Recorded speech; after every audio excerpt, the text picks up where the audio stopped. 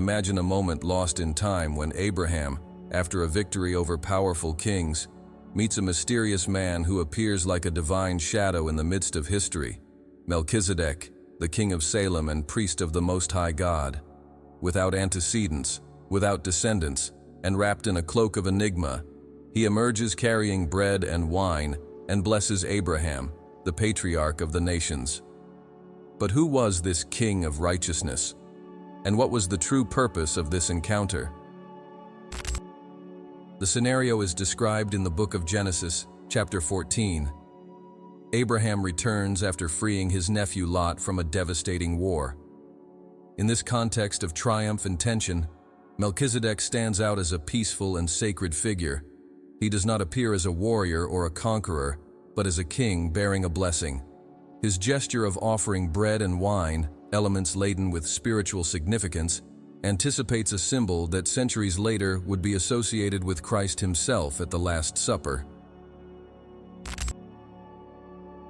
The name Melkisedek in Hebrew means king of justice, while Salem is related to the word shalom, that is, peace. So, he is presented as a dual king, the king of justice and the king of peace. The location of Salem, which many scholars believe to be future Jerusalem, reinforces his role as a sacred bridge between the divine and the human. But interestingly, the text does not mention his lineage, which for biblical tradition is unusual and significant. The absence of genealogy suggests a deep mystery. Was Melkisedek a common human being or something beyond that? Some scholars see in him a prefiguration of Christ, a symbol of someone who exists outside of time and transcends human lineages. This idea gains even more weight when we realize that he is described as priest of the Most High God, even before the Levitical priestly order was established. This breaks any religious pattern established at the time. Another striking point is Abraham's act of giving Melkisedek a tithe, a tenth of all his goods. This was not just a gesture of gratitude, it was an act of spiritual acknowledgement. In doing so, Abraham demonstrated humility and acceptance of Melkisedek's spiritual authority, something rare for a leader of his stature. This act established a powerful standard, recognizing the sacred in those who carry a divine mission, regardless of their human status. Melkisedek does not perform animal sacrifices, as was customary among the priests of the time. His offering of bread and wine was something purer, symbolic, suggesting a sacrifice of peace and communion, rather than blood and atonement. This pointed to a new spiritual order that did not depend on external rituals, but rather on a direct connection with God. The impact of this narrative resonated for generations. Who would this man be, with neither father nor mother mentioned, without offspring or end? The letter to the Hebrews would later echo this question, presenting him as an archetype of the eternal priesthood, and directly associating his figure with that of Christ. While the Levite priests needed to prove their lineage, Melkisedek simply was. This represents a break with the tradition of inheritance and opens up room for a new understanding. The priesthood is not based on human descent, but on an eternal spiritual calling. Another intriguing aspect is that Salem, the kingdom of Melkisedek, was symbolically seen as the epicenter of divine peace, long before it became Jerusalem. His reign suggests that true spiritual leadership is not achieved through force or war, but through harmony and justice. His title is more than a name. It's an ideal that transcends the material world. The act of Abraham being blessed by him points to a concept that even the fathers of faith need to bow before something greater, showing that there is a spiritual lineage above earthly heredity. This idea paves the way for us to understand how Jesus not only received this inheritance, but fully fulfilled it. The biblical narrative does not provide further details about what happened to Melkisedek after this encounter. He appears and disappears like a vision. His mysterious entrance and exit reinforce the notion that he was not there to represent only himself, but an eternal principle. justice and peace as pillars of the relationship with God. This enigmatic figure remained in the shadows until being reintroduced in the prophecy of Psalm 110, a psalm that would point to a king-priest who would come to establish an everlasting kingdom of justice. This connection between Melchizedek and Jesus creates a potent arc that spans millennia. It's not just a matter of history, but of spiritual significance.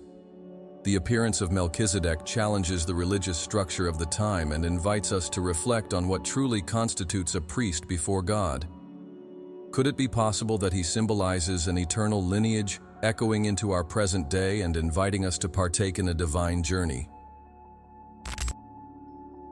With this, we reach the point where his figure ceases to be merely a historical enigma and becomes a key to understanding the mission of Christ.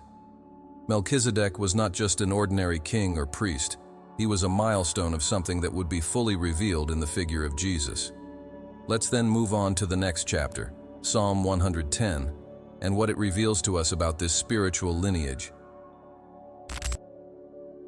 When we reach Psalm 110, we are confronted with one of the most enigmatic and powerful passages in the Bible. King David, inspired by a prophetic vision, writes, "The Lord said unto my Lord, Sit thou at my right hand, until I make thine enemies thy footstool." And then comes the declaration that would resonate through the centuries. "Thou art a priest forever, after the order of Melchizedek."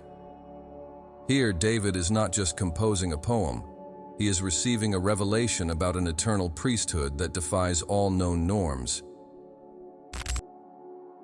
This psalm is widely recognized as a messianic text.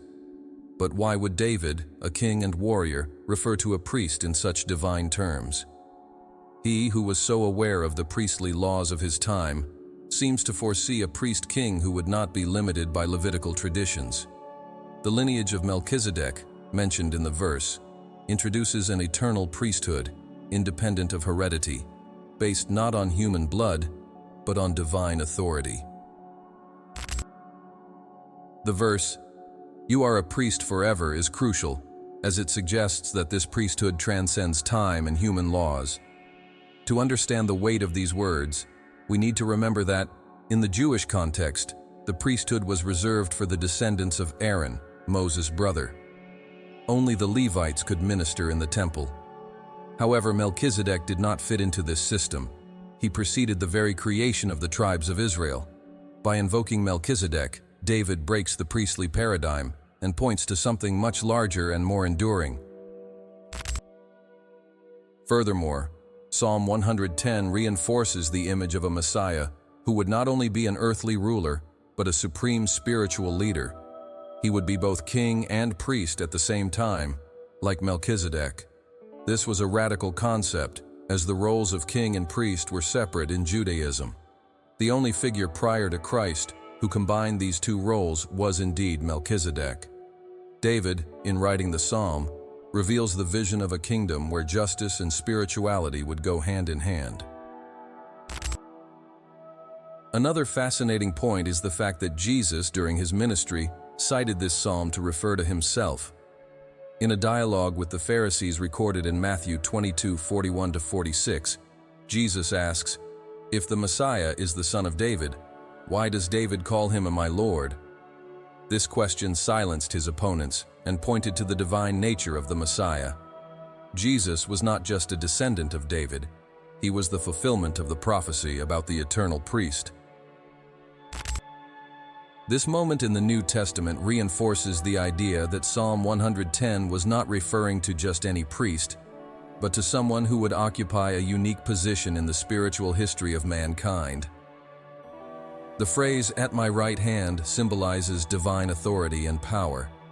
Sitting at the right hand of God is not just an act of honor, it is to occupy a place of co-governance in the cosmos. This image fits perfectly with the figure of Jesus, who after his resurrection is described as sitting at the right hand of the Father. The Psalm 110 also brings a powerful reminder. The priesthood according to Melchizedek is not based on rituals or external rules, but on a direct connection with God. It is not about pompous ceremonies, but about justice, righteousness, and peace. This model of eternal priesthood cannot be inherited by descent, but rather granted by divine anointing. For early Christianity, this psalm was clear evidence that Jesus not only fulfilled the messianic promise, but expanded it. He was not a temporary political leader, he was an eternal priest, inaugurating a new spiritual era. It's no wonder that the apostles often quoted Psalm 110 in their sermons, presenting Jesus as the one who perfectly fulfilled this prophecy. Another intriguing point is the fact that David seems to recognize that this eternal priesthood is superior to the Levitical priesthood. This becomes evident when we remember that David himself could not perform priestly duties, despite being king. Even so, he reveres this mysterious figure and asserts that his kingdom will be eternal, something that only a divine lineage could sustain. The choice of Melkisedek as a reference also leads us to question, why would God choose a mysterious priest-king as a model instead of the Levite priests? The answer seems to lie in the very nature of Melkisedek. He symbolized the perfect union between justice and peace. He was not just a lawmaker or ritualist, he represented the essence of the divine purpose. Finally, when we study Psalm 110, we realize that it is not just a distant prophecy. It is an invitation to reflect on the role of the eternal priesthood in our lives. If Jesus is indeed the eternal priest according to the order of Melchizedek, what does this mean for us today? It means that there is a new type of relationship with the divine, one that does not depend on human intermediaries or complicated rituals, but on direct access to the presence of God. The Psalm 110 is more than an ancient poem. It is a bridge that connects the promise of a forthcoming Messiah to its fulfillment in Christ. It reminds us that Melchizedek's lineage is not just a historical curiosity, but a spiritual foundation that transforms our understanding of redemption, justice, and our own spiritual journey. With this reflection, we conclude that Psalm 110 not only clarifies the connection between Jesus and Melchizedek, but also broadens our view on what it means to be part of an eternal kingdom. And so, we move on to the next part, the deep explanation of the book of Hebrews about Christ's eternal priesthood. The book of Hebrews is one of the most fascinating texts in the New Testament. Written with extraordinary theological depth, it seeks to show that Jesus Christ is not only the promised Messiah, but also the supreme priest of a new covenant. And the author of Hebrews does something surprising. He turns to the figure of Melchizedek to explain the unique nature of Jesus' priesthood. Here, we have a complete redefinition of what it means to be a priest before God. From the beginning, Hebrews makes it clear that the Levitical priesthood, although important in the context of the Old Covenant, was limited. The priests who were descendants of Aaron had to offer sacrifices repeatedly, both for their own sins and for the sins of the people. Moreover, none of them could serve in the priesthood forever, as they were all subject to death. This system, based on rituals and lineages, pointed to a need for something superior, an eternal, perfect, and incorruptible priesthood. The author of Hebrews then writes, "You are a priest forever according to the order of Melchizedek." Hebrews 5:6. With this direct quotation from Psalm 110, he establishes that Jesus is not a priest according to the order of Aaron, but according to a different, eternal lineage that predates Moses' laws. Melchizedek, the mysterious king-priest, becomes the archetype of Christ's priesthood. One of the key messages from the book of Hebrews is that Jesus does not just offer sacrifices, he is the sacrifice. Instead of offering animals, as the Levite priests did, he offered his own body and blood. This sacrifice did not need to be repeated, as it was perfect and complete. Through his death and resurrection, he inaugurated a new covenant, where the forgiveness of sins no longer depends on external rituals, but on sincere faith.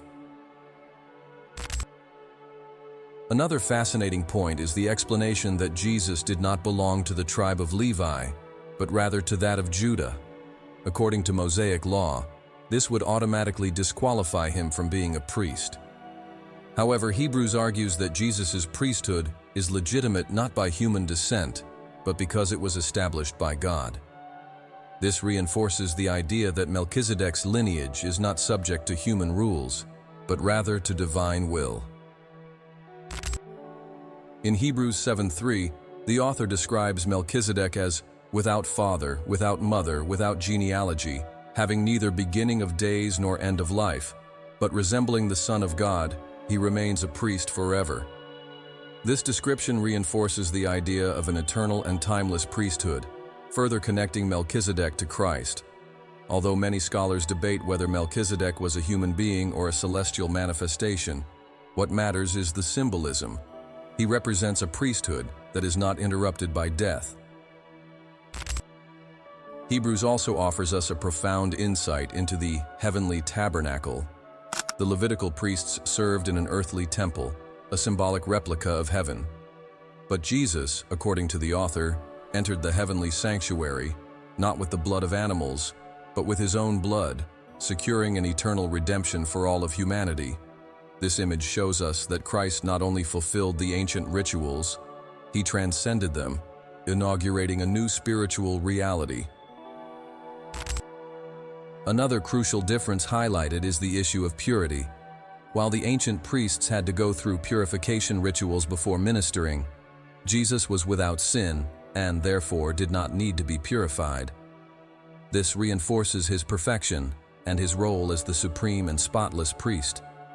The author of Hebrews emphasizes that he was tempted in all things, just as we are, yet without sin. Hebrews 4:15, making him the perfect mediator between God and humanity. Furthermore, Hebrews presents Jesus as the high priest of our confession. Hebrews 3:1, someone who continually intercedes for us. This means that his priesthood did not end with his resurrection and ascension. He remains as our intercessor, the one who represents us before God. This truth brings immense comfort, as it reminds us that we are not alone in our spiritual journey. Another crucial detail is that, when comparing Jesus to Melchizedek, the author of Hebrews shows that God's plan has always been greater than the temporary laws given to Moses.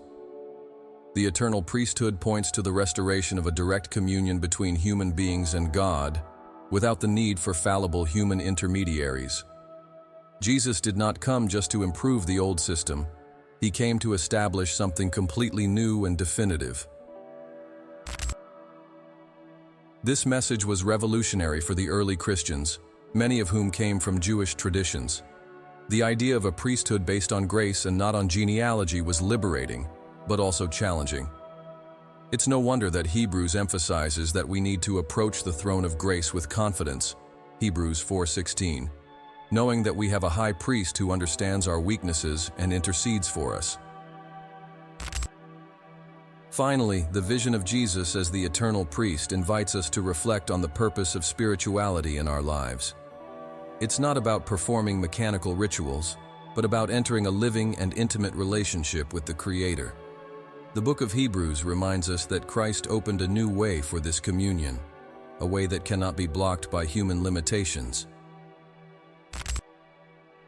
Thus, the book of Hebrews leads us to understand that Jesus is not just the fulfillment of the messianic promises, but the redefinition of our connection with God.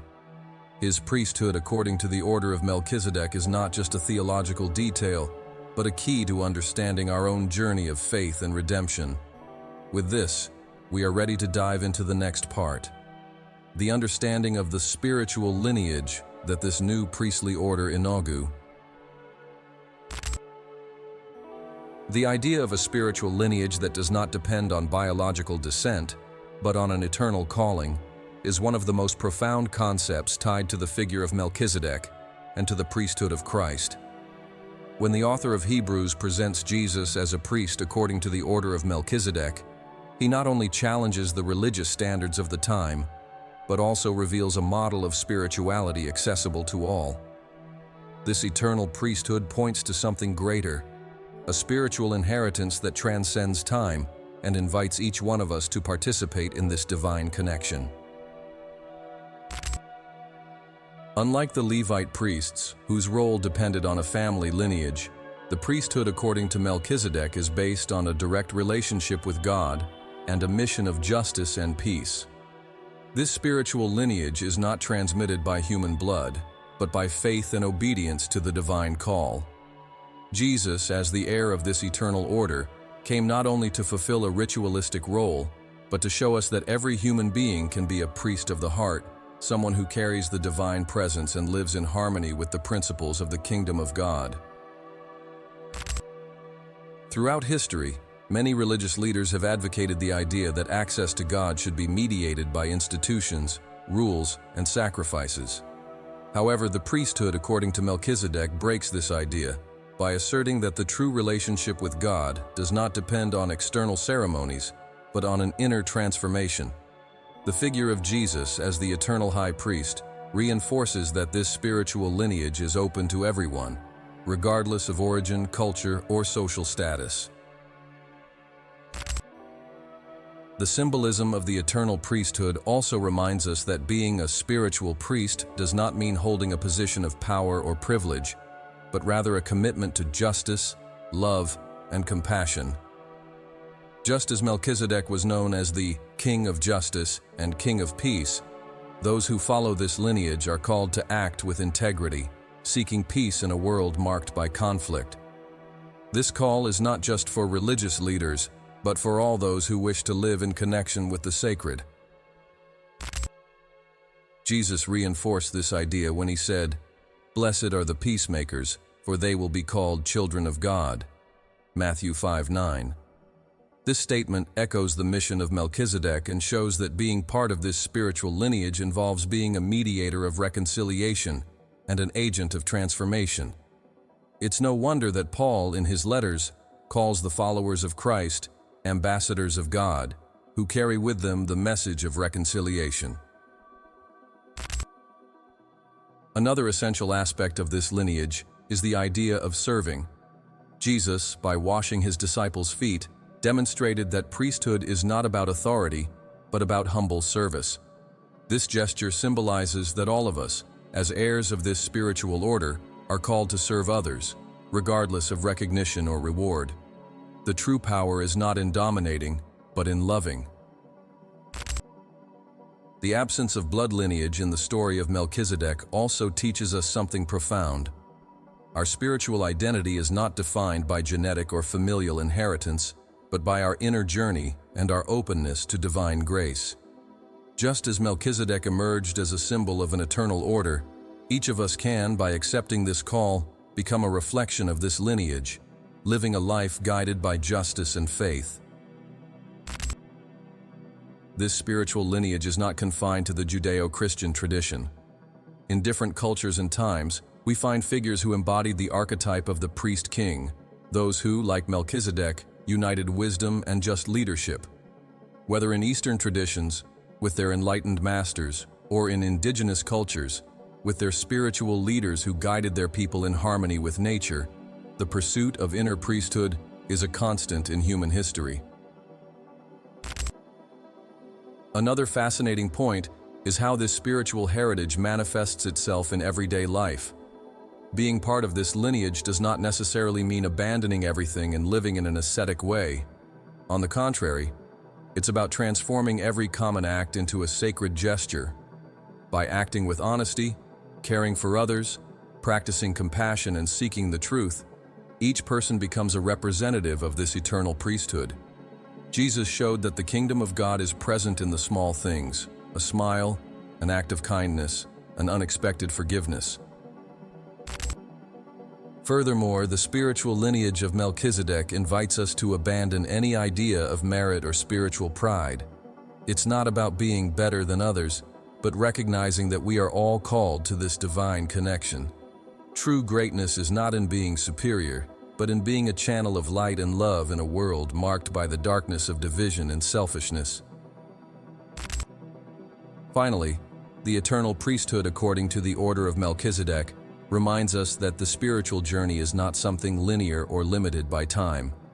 No matter where we are or what mistakes we have made, we can always return to the presence of God. This priesthood is not fleeting. It is an eternal invitation to redemption and communion. Just as Jesus remains a priest forever, we are also invited to stay connected to this inexhaustible source of grace and mercy. This spiritual heritage is a reminder that we are more than fleeting beings in this world. We are part of a larger story, a lineage that transcends ages and connects us to the divine purpose. With this, we are ready to move on to the next part, the influence of Melkisedek in mystical and religious traditions, OVH. The figure of Melkisedek transcended the boundaries of biblical scriptures and spread across various mystical and religious traditions over the centuries. His mysterious identity and his role as eternal king and priest sparked the interest of theologians, philosophers, and spiritual seekers. He not only appears as a character in sacred texts, but also as an archetype of divine wisdom and universal mediator. In this part, we explore how Melkisedek is interpreted in different traditions and the profound impact of his presence in them. In mystical Judaism, particularly in Kabbalah, Melkisedek is seen as a manifestation of God's perfect justice and a model of tzaddik, the righteous par excellence. For Kabbalists, Melkisedek represents a high spiritual state, a master living in complete harmony with divine laws and guiding seekers towards enlightenment. His figure is also associated with the Shekinah, the divine presence that dwells among men. Here he symbolizes not only a historical leader, but a direct channel of communication with the divine. In esoteric Christianity, Melkisedek is often described as a celestial being, an incarnation of eternal wisdom. Various mystical Christian currents associate him with the Logos, the living Word of God, and affirm that he came to the world to prepare the way for the coming of Christ. In Gnostic writings, for example, Melkisedek appears as a cosmic priest, whose mission is to rescue souls trapped in material illusion and lead them back to the light. The Gospel of Melkisedek, an apocryphal text, explores this idea, presenting him as a divine being sent directly from the presence of God. Another tradition that mentions Melkisedek is Islam. Although he is not widely discussed in the Quran, there are mentions in ancient Islamic texts that associate him with a wise and righteous prophet. For some Sufis, Melkisedek, or Malik al-Sadiq, the righteous king, is seen as an invisible guide, a spiritual being who accompanies those who seek truth with a pure heart. They believe that Melkisedek is still present in the spiritual plane, assisting the faithful in their mystical journey towards union with the Creator. In modern esoteric circles, Melkisedek is often related to the concept of cosmic order or universal spiritual fraternities. Some spiritual movements, such as the Order of Melkisedek, argue that he leads a group of light beings who act as guardians of divine wisdom on earth. These currents believe that Melkisedek was not just a historical character, but a being that transcends time, still operating as a spiritual mentor for humanity. Furthermore, it is fascinating to note parallels between Melkisedek and figures from other religious and cultural traditions. In Hinduism, for example, there are similarities with the concept of Brahman, the eternal and unchanging essence that sustains the universe. Melkisedek, like Brahman, has no defined origin and remains beyond the reach of time. In Buddhism, he is likened to bodhisattvas, enlightened beings who renounce their full liberation to help other beings achieve enlightenment. This association reinforces the idea of Melkisedek as a compassionate and eternal master. Another interesting parallel emerges in indigenous traditions, which often revere figures of spiritual leaders who are mediators between the divine and humanity. Among the Andean peoples, for example, we find the figure of Pachacutec, the great reformer and priest of the universe, who also did not have a clear origin and was seen as an eternal figure of justice and harmony. Melkisedek, in a similar way, personifies this timeless connection between heaven and earth. In the occult traditions of the West, Melkisedek is associated with the secret wisdom, the one that manifests itself in critical moments to renew the divine order on earth. Alchemists and Hermetists often cite Melkisedek as a symbol of balance and transcendence, representing the unification of opposites, king and priest, temporal and eternal, body and spirit. For them, he is a reminder that true spiritual transmutation involves reaching a state of inner justice, where there is no longer a separation between the human and the divine.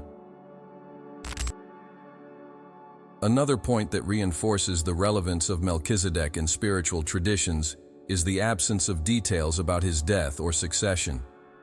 In all the scriptures that mention his figure, there is no account of his departure or the end of his mission.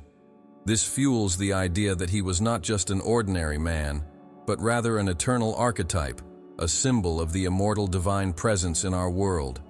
This resonates with various traditions that believe in immortal masters who secretly guide humanity throughout the ages. The presence of Melkisedek in so many traditions makes us reflect on his true purpose. Perhaps his story is not just an isolated account, but a universal reminder that justice, peace, and communion with the divine are universal values.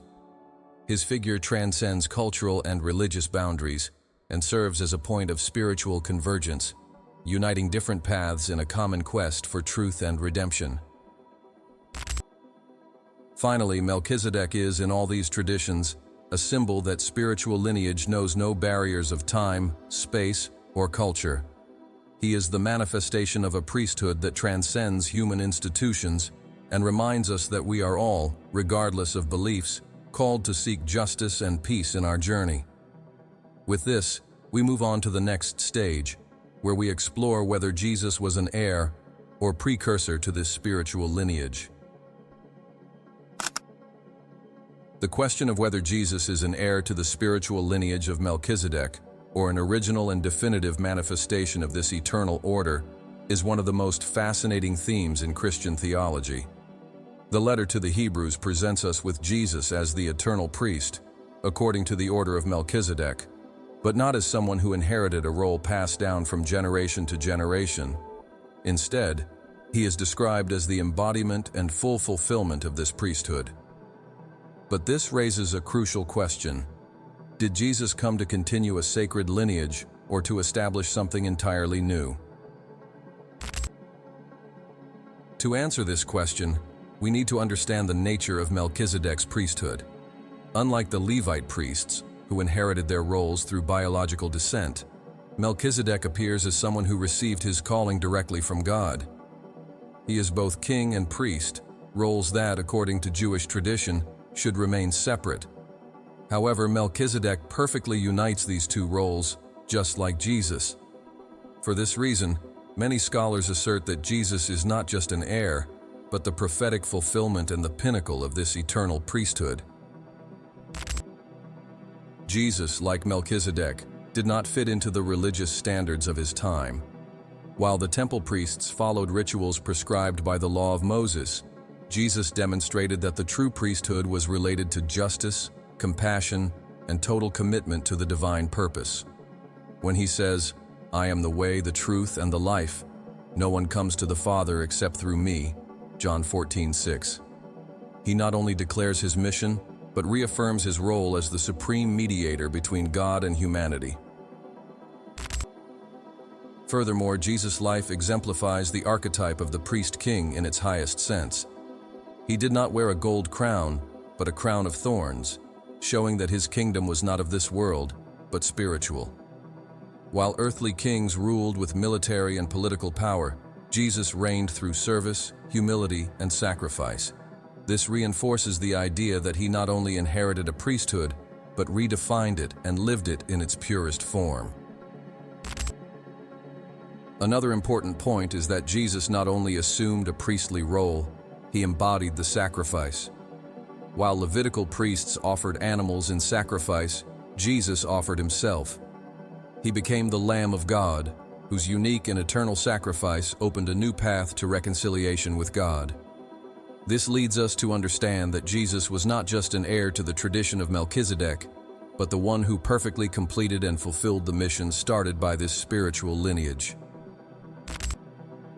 Furthermore, Jesus often challenged the limited interpretations of the scriptures, and revealed a deeper and fuller understanding of the law. In the Sermon on the Mount, for example, he declared, "Do not think that I have come to abolish the law or the prophets. I have not come to abolish them, but to fulfill them." Matthew 5:17. This fulfillment referred not only to the literal following of the law, but to the revelation of its true purpose, justice, mercy, and faith. Thus, he demonstrates that his priesthood is not about continuity by inheritance, but a definitive revelation of divine will. Another evidence that Jesus is not just a successor, but the pinnacle of this lineage, lies in the resurrection. While Melkisedek is described as someone without end of life, Jesus broke the cycle of death and demonstrated that the true eternal priesthood cannot be destroyed by human mortality. His resurrection was proof that he lives forever as our high priest, interceding for us at the right hand of the Father. Furthermore, the way Jesus interacted with the marginalized reinforces his role as a universal priest. He did not limit his message to the religious elites or to the righteous according to human standards, but approached sinners, the sick, and the rejected. This reflects the priesthood of Melkisedek, who was not bound by institutional rules, but acted directly with justice and compassion. Jesus expanded this vision by showing that the kingdom of God was for all who opened their hearts to the truth. A crucial point for understanding this issue is the way Jesus fulfilled the prophecy of Psalm 110. When he was questioned by religious leaders about his identity, he cited the psalm to reveal his true messianic and priestly nature. By saying, "The Lord said to my Lord, 'Sit at my right hand,'" Matthew 22:44. He asserts that his mission was not just that of a political liberator, but of an eternal priest with divine authority. Furthermore, the book of Hebrews emphasizes that Jesus is the author and finisher of our faith, Hebrews 12:2, indicating that he not only inherits a priesthood, but is the one who initiates and completes the divine plan. He is not a passive successor, but the living fulfillment of the promise of an eternal priesthood. Finally, Jesus left us with a calling to follow his footsteps and become spiritual priests ourselves, living in righteousness, faith, and love. By asserting that he has made us priests unto God, Revelation 1:6, he invites all who follow him to partake in this divine lineage. This reinforces that his priesthood is not a static tradition, but a living reality that manifests through all those who desire to live in communion with God. With this, we conclude that Jesus was not just an heir to the lineage of Melkisedek, he was its full fulfillment. He revealed that the eternal priesthood is not a position to be occupied, but a mission to be lived. And with this reflection, we move on to the next part, the practical and spiritual lessons that this lineage offers us in our daily life. The figure of Melkisedek and the eternal priesthood of Jesus are not just distant theological concepts or symbols of ancient times. They carry practical and profound lessons that can transform our everyday life. Understanding this spiritual lineage invites us to reflect on our own journey, inspiring us to act with greater justice, compassion, and purpose.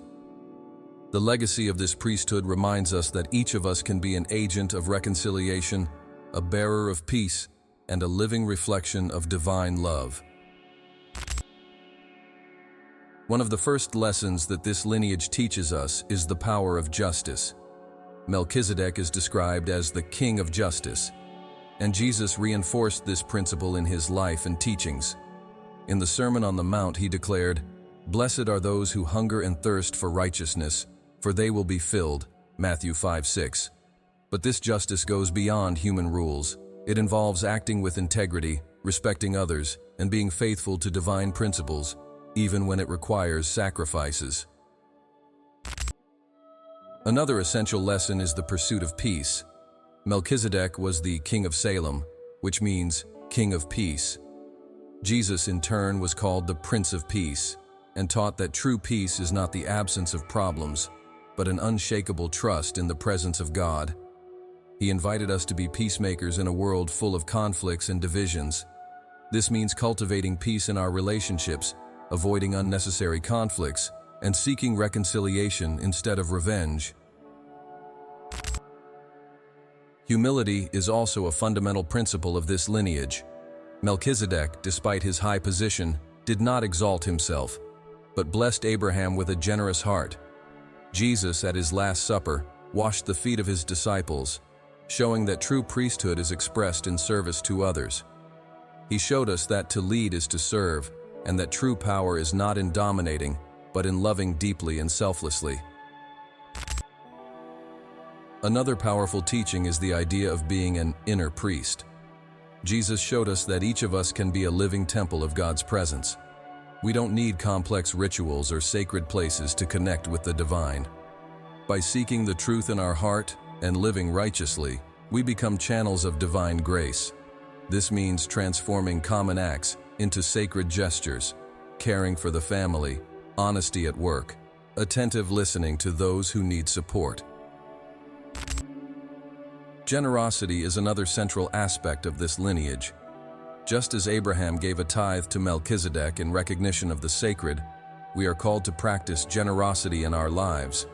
This is not limited to the donation of material goods, but includes sharing our time, our attention, and our skills with those in need.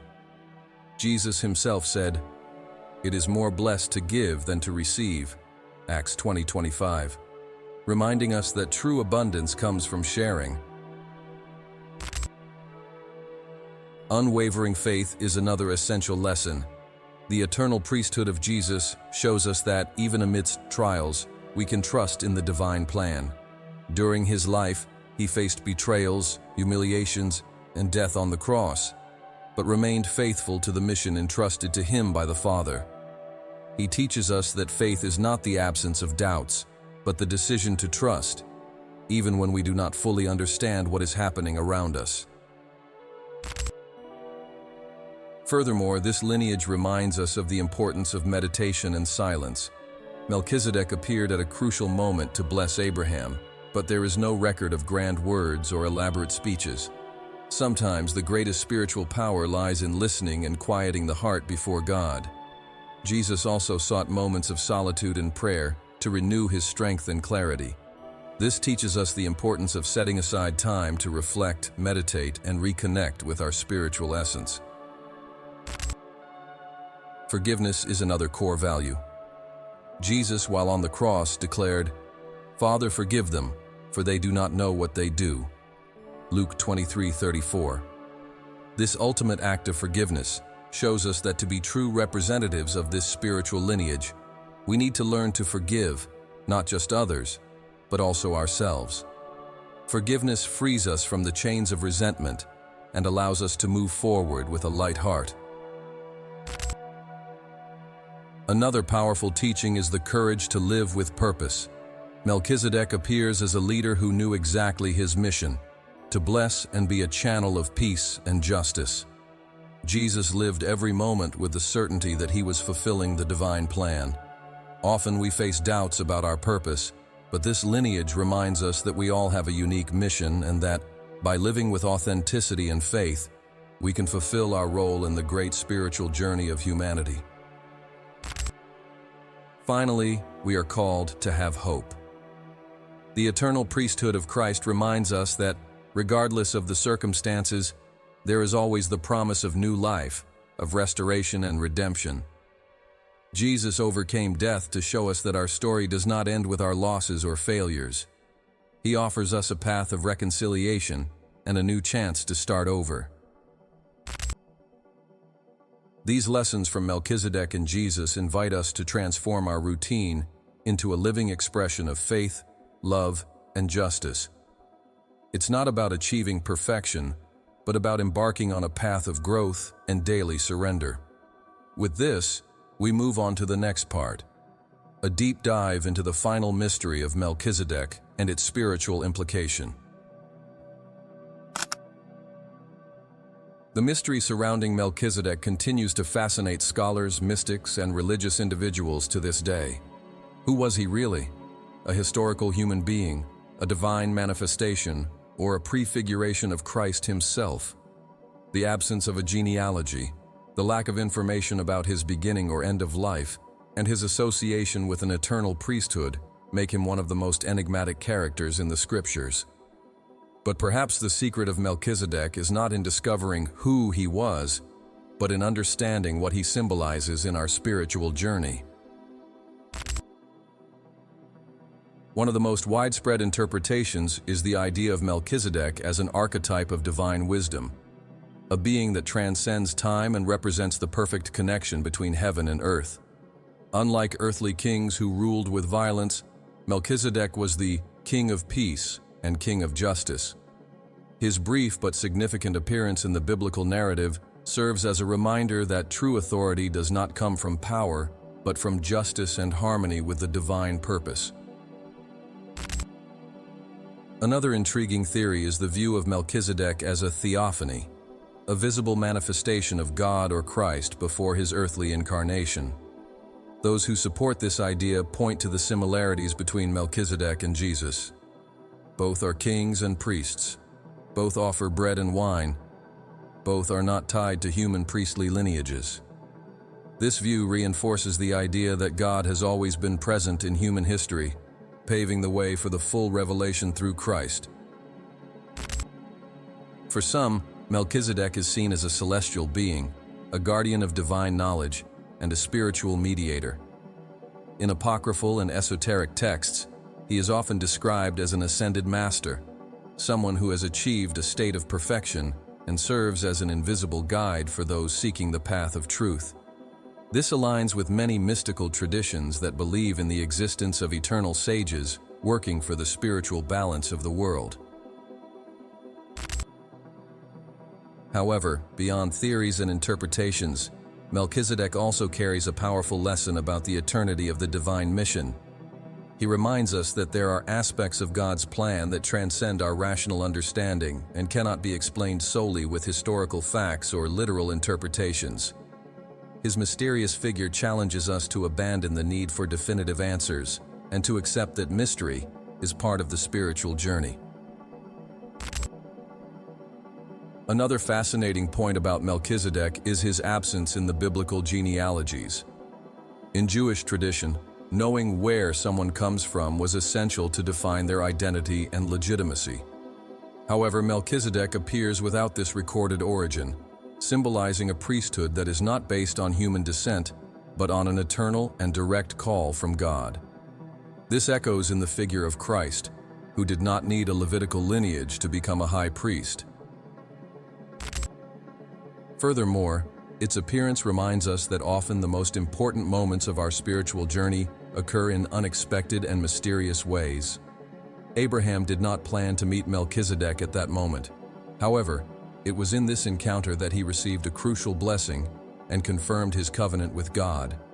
This teaches us to be attentive to the divine visits in our life, moments when we receive direction, peace, or blessings unexpectedly. Melchizedek is also a symbol of continuity.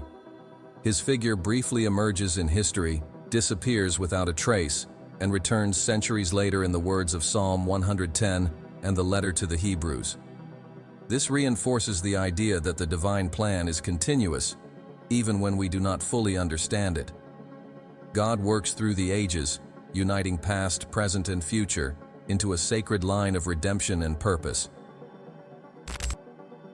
Another relevant point is the power of silence surrounding Melchizedek. While many biblical characters have long histories, speeches, and descendants, Melchizedek is mentioned succinctly. This reminds us that often the sacred reveals itself in silence and simplicity. His presence is brief but powerful, showing that spiritual essence is not in grand external demonstrations, but in the depth of being. As we reflect on the mystery of Melchizedek, we are challenged to rethink our concept of time and eternity. The priesthood, according to his order, reminds us that there are aspects of existence that transcend our human limitations. Just as Melchizedek had no recorded beginning or end, God's love for us is also eternal and unchanging. This truth can bring comfort in times of doubt and uncertainty, as it reminds us that we are part of a larger plan, not limited to the here and now. Finally, Melkisedek points us to a universal truth. Spiritual lineage is not defined by human rules, but by the response to the divine call. Being part of this lineage means living with justice, faith, and compassion, not out of obligation, but out of understanding and love. Jesus embodied this truth in his life and invited us to follow him. The eternal priesthood is not a title, but a path, an invitation to live in communion with God and to be a light in the world. With this, we conclude our journey through the mystery of Melkisedek and prepare ourselves to wrap up our reflection with an inspiring conclusion and a call to action, emphasizing how these truths can profoundly impact our lives today. Throughout this journey, we have delved into one of the deepest mysteries of the Scriptures, the figure of Melkisedek and his connection with Jesus Christ. We understand that this is not just about an isolated character or a theological detail, but about a spiritual archetype that spans ages, symbolizing justice, peace, and an eternal priesthood. But beyond understanding this story, the most important question that remains is, how does this transform our lives? The eternal priesthood, according to the order of Melkisedek, invites us to reassess the way we live our spirituality. It reminds us that we do not need titles, elaborate rituals, or external recognition to be in communion with God. Jesus revealed that each one of us can be a living temple, a reflection of the divine in the world. This is a truth that breaks barriers and calls us to act with purpose, humility, and love. Justice and peace are the pillars of this priesthood, and they should be reflected in our daily attitudes. In a world so marked by inequality and conflict, every act of kindness counts. We don't need to be public figures or religious leaders to make a difference. The justice of Melkisedek and Jesus is manifested in simple gestures, offering support to those in need, listening with empathy, being honest even when no one is watching. This is how we become priests of the heart, agents of peace in a world that so often walks in the opposite direction. Jesus showed us that the priesthood according to the order of Melkisedek is an invitation to service, not to power. He washed the feet of his disciples to demonstrate that true greatness lies in serving, not in being served. Today, we are called to reflect this same humility in our families, communities, and relationships. Each act of humility and service is a reminder that we are part of something bigger, a spiritual lineage that does not seek status, but transforms lives through love. Another essential point is the invitation to faith and trust. Just as Melkisedek appeared to bless Abraham at an unexpected moment, often God manifests in our lives in ways we do not anticipate. The spiritual lineage of Jesus reminds us that, even amidst trials, there is a divine purpose unfolding. Faith in an eternal priesthood is faith in a larger plan, in a God who does not abandon us, even when everything seems uncertain. Compassion is also a core value of this spiritual heritage. Jesus demonstrated this by reaching out to the marginalized and offering forgiveness even to his tormentors. He showed us that being part of this eternal priesthood is to love unconditionally, forgive without demanding restitution, and welcome without prejudice. This is a constant challenge, but it is also the essence of living in communion with God. Another powerful aspect is the call to hope. The eternal priesthood of Christ reminds us that our story does not end in hardship or loss. Just as he overcame death, we are invited to believe in a constant rebirth, in a new chance to start over. The story of Melkisedek and Jesus shows us that the end is not definitive. There is always a new chapter of grace and redemption waiting for us. Furthermore, this knowledge calls us to introspection and meditation. We need moments of silence and reflection to perceive the blessings of Melkisedek in our journey. Often, we are so distracted by daily worries that we fail to notice the moments when God visits us with peace and direction.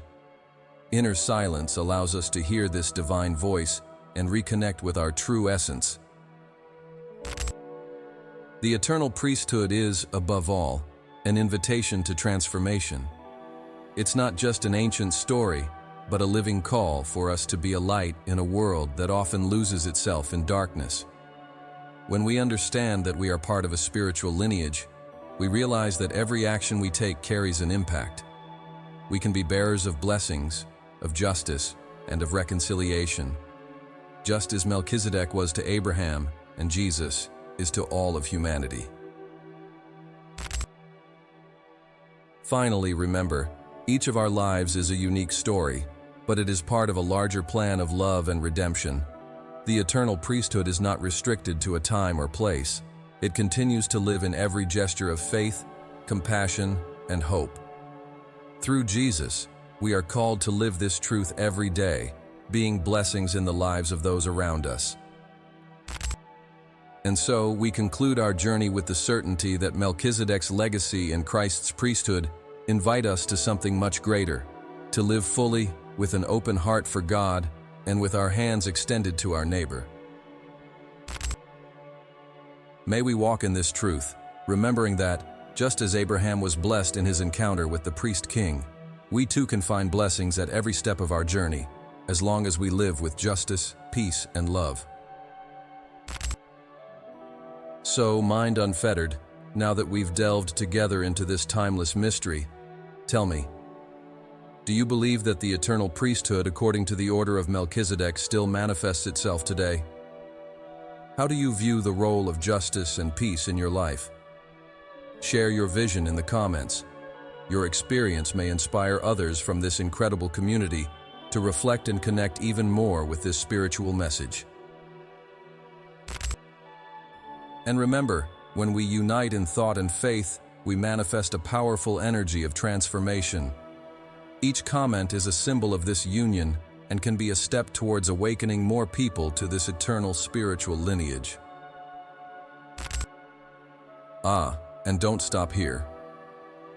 If you want to continue this journey and discover even more about the secrets that history has hidden about Jesus' true mission, be sure to watch the video that is appearing on your screen right now. Secret Documents Reveal the True Mission of Jesus Hidden by History. I'm sure it will expand your mind and heart even further. Let there be light, mind unfettered, and until our next meeting.